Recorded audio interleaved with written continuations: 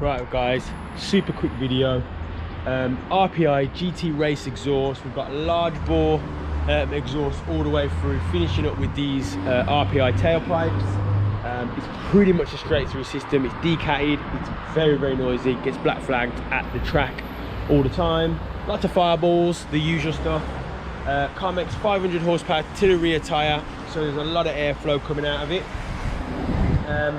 So I'm going to do a start up with the stock of, well, not stock, but the exhaust as it stands, and then we're going to do a start up with the silencers. So there's two of these that bolt into the tailpipes, and we're going to see what difference it makes, if anything. All right, so let's get to it.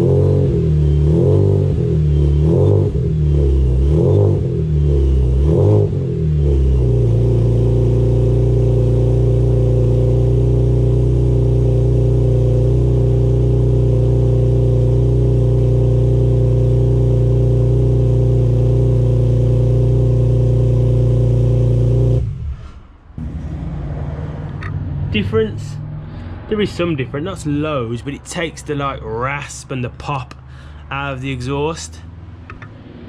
Overall, nice little addition to have for these very, very noisy pipes.